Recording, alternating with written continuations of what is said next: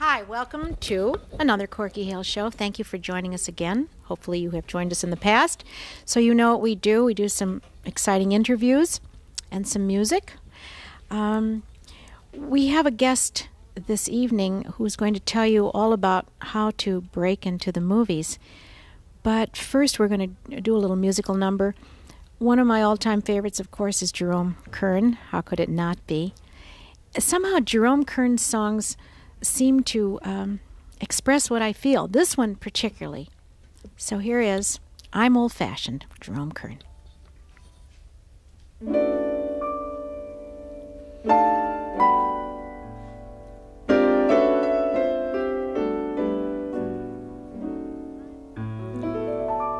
I'm old-fashioned. I love the moonlight. I love the old-fashioned things. The sound of rain against my window pane. The sunny song that April sings.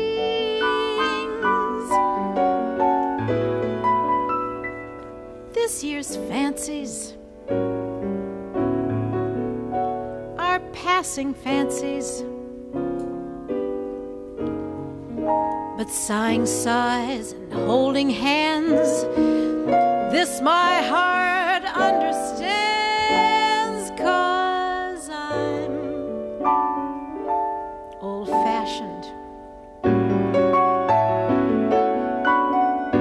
But I don't mind it. That's how I'm gonna be, as long as you'll agree and stay old-fashioned with me.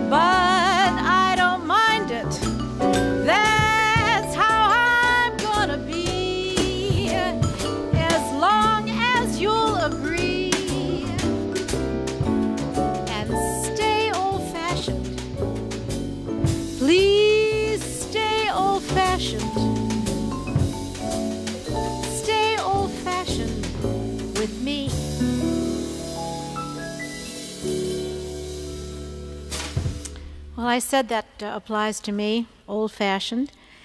I mentioned to you about my guest, and now I'm going to go over and introduce you to Sandy Joseph. Sandy is a partner in an agency called Joseph and Ricks. They started out as being probably the most important commercial agency here, but then they've gotten into strictly personal management. Before we talk to Sandy about personal managing, some of the people that she found were Joe Isuzu, I love that, Mariette Hartley on her Polaroid. Can we mention these various products? I hope so. They're public records. Are they? Thank you, Sandy. Okay.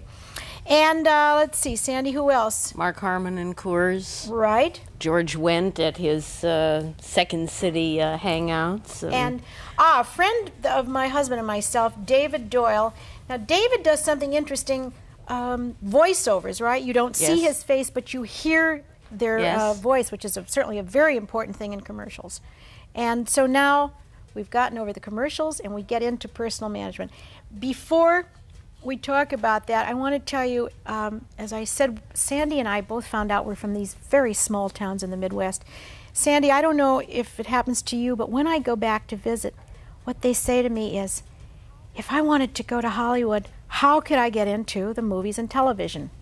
Sandy Joseph, tell us, if you are from a small town in the Midwest and you want to make it in the movies and television, what do you do? Well, you probably should start out by studying, unless you're a beauty contest winner or the handsomest guy on the beach. Okay. There's no beaches from, where you and I are from, incidentally. There's Lake Michigan in Chicago. Okay, you're and right. I kind of hung out there for a while. Figures. Okay. I think what you have to do in this day and age, unless you are an extraordinary example of gorgeousness, is study, because there's a lot of competition and a lot of people have discovered the business. At least have some acquaintanceship with it. If you're from that small Midwest town, would you say go possibly? to Chicago. I was just going to say go to Chicago, which is a major media center. Right. Are there schools there? Are there commercial or some good drama schools? There's Northwestern, of course, but if you don't get into the university, is there actually someplace in Chicago, for example? Well, I think if you're going to study theater, you should do that at a university. You don't have to go to Chicago for that. Carnegie Mellon has turned out more performers than Pittsburgh, any. rather. Yes, Pittsburgh. Cleveland. All over the country, UCLA. It's no longer centered in one place. After you've studied your drama and your theater, that's when you should move to a media center, New York, Chicago, or Los Angeles. Where was somebody like Mariette Hartley from? Do we know where Mariette came from? Connecticut. And do we know, is that how she broke into it? Did Mariette go to school first? I'm just using her as an example. Yes, absolutely. She Yeah. studied in New York, and, Mark Harmon studied at UCLA. But Mark came from a theatrical family, which we have to say is an advantage. Yes. He grew up here. He and knew he's all also those... so unattractive, also. He's that gorgeous. makes it difficult. He's gorgeous. A little young for me, just by a couple years, but Mark had that advantage. Obviously, and we have to say that certain people, if they grow up here and their parents were actors or actresses, of course, as his mother was. Well, we're now seeing enormous numbers of second and third generation people going into the business because they already know a great deal about it, and they also have all of those people that can open the doors for them. The interesting thing to remember is when those doors are opened for you because you have a famous last name, you better be they able, do not stay open unless better be able got to deliver. Something. Okay, I want to come back to that some more, but we're going to take a commercial break.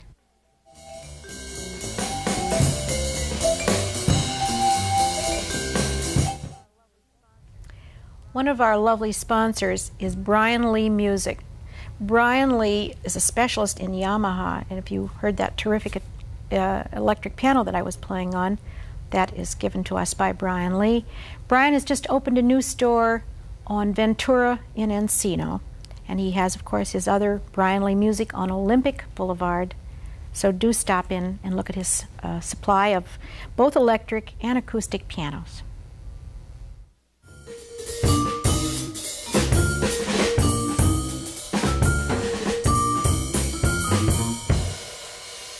And now, back to the Corky Hale Show, starring Corky Hale, my daughter. Get that woman an SAG card. Send her out to work. She's terrific. As we said earlier, we're devoting this evening to Jerome Kern. And so for my harp number, I want to do Yesterdays. And we're going to introduce you to the band on this number.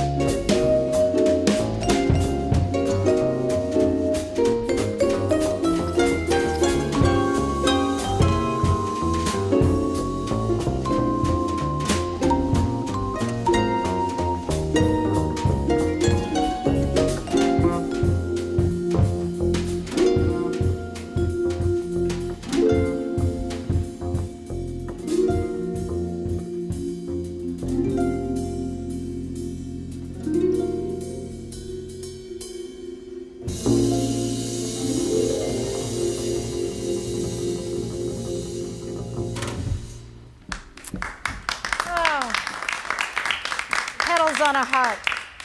Pedals on a harp are killers. Anyway, I want to get back to Sandy Joseph, and we're going to try a little experiment. Sandy, we talked about how you can break into the movies.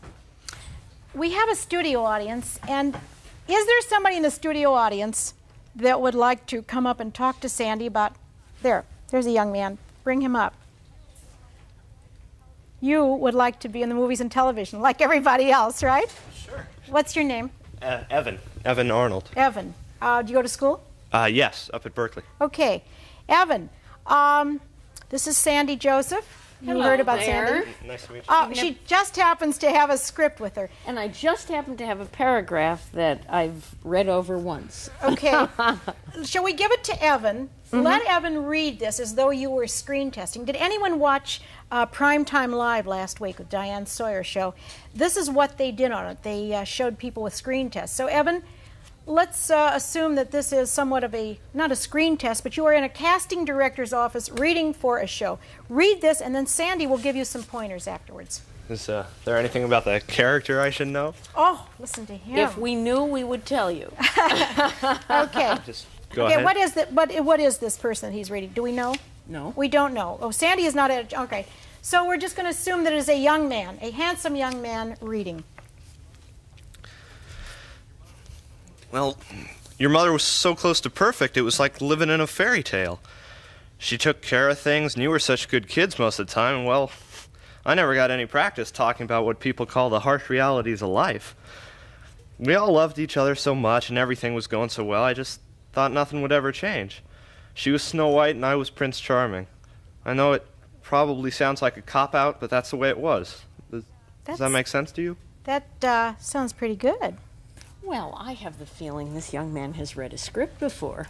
I think so too. Are you playing some jokes with us? Have you ever? All right, maybe I am. Out of the whole studio audience, we got the one professional.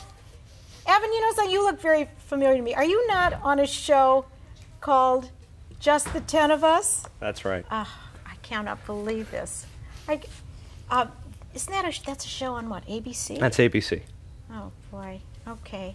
Anyway, you did beautifully. Oh, and we loved you doing the bit with us. Do you have any pointers for Evan, even though he's on a national show? I think when you hand somebody a piece of material like this isn't what you call a cold reading. This is what you call a freezer reading. Not even called a freezer reading. I think it's important that with that very little, with no information beforehand, and with that very little time of nothing, he's able to convey a character without explanation. You don't know who these people are. You don't know who this guy is, who he's talking to. And I think I'd be interested in knowing what you were trying to convey without knowing that. Oh. Well, I think the fact that we didn't know what the character was made it doubly hard. And I think that you did beautifully. Oh, well, and we're all going to watch you on Friday nights on the ABC show called Just the 10 of Us. Evan Arnold. Thank you.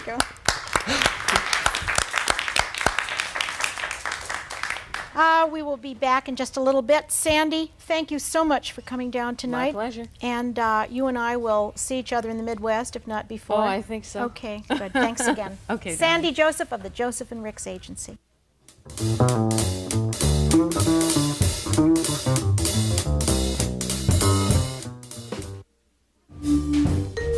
We have a new sponsor, the Harbor Landing Shopping Center in Oxnard, which is the Channel Islands Marina. Now you may wonder why someone in Oxnard is sponsoring us. It's true that this show does not reach Oxnard, but they want, naturally, the people from Los Angeles to come up and see this beautiful new shopping center. It has I've been there a number of times.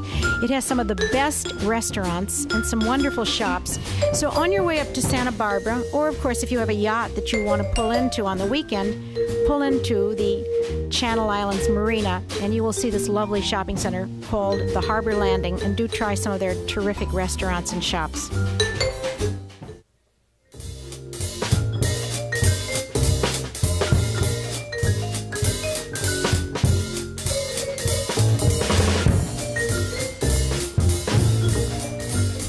Several years ago, a Greek-American girlfriend of mine got divorced, And she did what I did when I got divorced many years ago from an ex-husband. I ran off to live in Rome. So my Greek-American girlfriend ran off to live in Greece. And she'd been there about a year, and I missed her. She called me up one day, and she said, well, I'm back. And I said, oh, I've missed you. And she said, I'd love to come over and visit you. I said, of course, come right over. And she said, well, I have a friend with me. I bring my friend over. I said, certainly. Into our house walked this 6'4" piece of gorgeousness dressed in a white suit. Anyway, it's a happy ending. She married him. That man is Spiros Fokas, who is our guest this evening. Benvenuto a questo spettacolo, signori. Thank you. I'm supposed to be the gorgeous one. Anyway. Actually, I was better some 10 years ago that you are talking about. A little better. No, Spiro, the older you get, the more gorgeous you get. I want to show some clips from the movies that Spiro has done in this country. Spiro was, well, you must walk down a street in Greece or Italy with him because the hordes of people come out for a firmate, sì? Una firmate. Autograph. This gives me my chance tonight to talk in my Italian, where I did live for 3 years. But Spiro's first movie, as I recall, was Rocco and his brothers. Visconti discovered you when you were 20 years old, right? Is that true? Yes, I was actually shooting in Italy. Right. Another picture, and he came and he in discovered and talked. You. Well, was my agent. Yes. So. Who proposed me. Good. Anyway, after all the movies that you did make in Europe, you and your wife decided to come here, and Spiro got very lucky. I want to show a clip from Rambo. Spiro, of course, plays the Afghanistan captain. Okay, roll our tape from Rambo. Masood, you must not judge us before you understand why we are not ready to help. Most of the Afghan people are very strong, and we are determined not to be driven from our land. Our children die of disease, mines, and poison gas, and the women are raped and killed. What you see here are the Mujahideen soldiers, holy warriors. So, my friend, what we must do is to stop this killing of our women and children. Wow. Good. Spiro, after that, actually Rambo was done after Jewel of the Nile, right? Mm-hmm. When Spiro was making Jewel of the Nile, with Kathleen Turner, of course, and Michael Douglas, my husband and I went over to Morocco to visit. Now, Spiro doesn't happen to like Moroccan cuisine. I love it. I can eat couscous every meal. No, I like it, but after 3.5 months, you don't want to see a tagine anymore. I do. I love it. As a matter of fact, strangely enough, we ate couscous last night. But whenever Spiro comes to eat at our house, of course, I cannot make couscous. And anyway, let us roll a piece from Jewel of the Nile with Kathleen Turner. And after that, Spiro, I want to hear how it is, what Stallone and Kathleen Turner are really like to work with. Jewel of the Nile. Just finish it. I can't. I mean, after 17 books, I don't know how it ends anymore. Then permit me to tell you.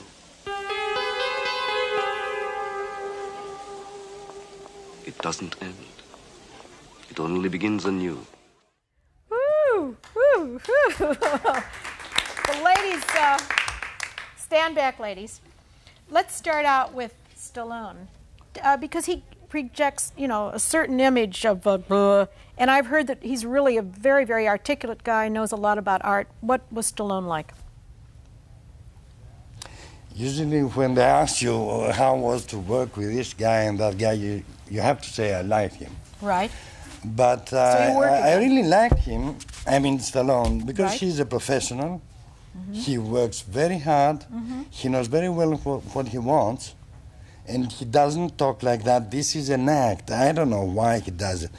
In life, for instance, he doesn't talk like that. It's interesting to know. And it's not just like, you know, sometimes there's a question of he made it. He made, I think, more than $1.5 billion with his films. Right. Not profit. Right. I mean, the gross. And you can make it once if you don't know by chance, but not 5, 6 times in a row. So his appeal just keeps going on and on. So the guy must have something up here. As you say, he could not be a dummy and attract that many people. And you say he was professional. Not at all. Yeah. Actually, does he not write most of those scripts?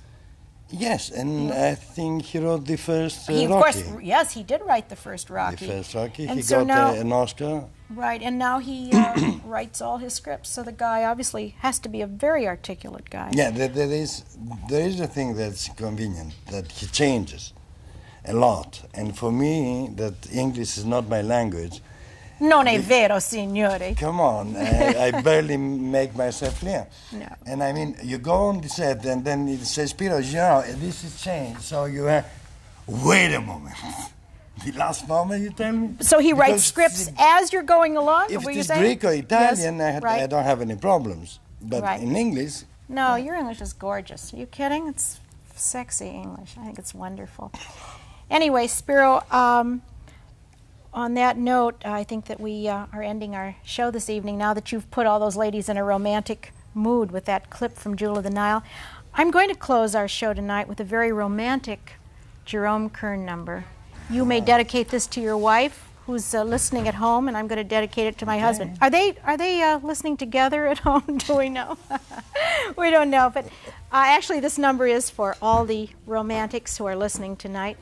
This is a Jerome Kern number that's not terribly well known, it seems, and I think it's surely one of his most beautiful. It was written in 1943, and as I said, I must dedicate this to my husband. It's called Sure Thing. The favorite doesn't always win, no matter what the odds. Since no one knows where they'll come in, I leave it to the gods. So wish me luck, because I'm gonna bet on a sentimental hunch my heart is suddenly set on.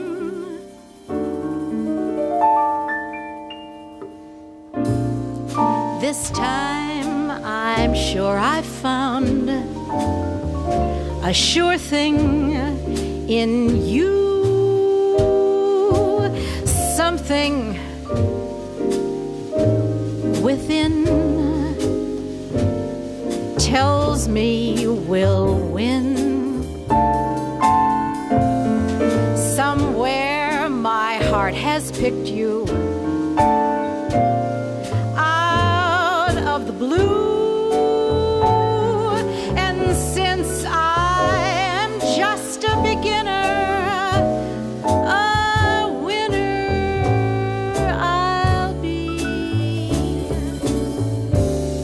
but no matter what comes up, your thumbs up with me. One thing I'm sure of, all my life through, if love can ever be a sure thing, that sure thing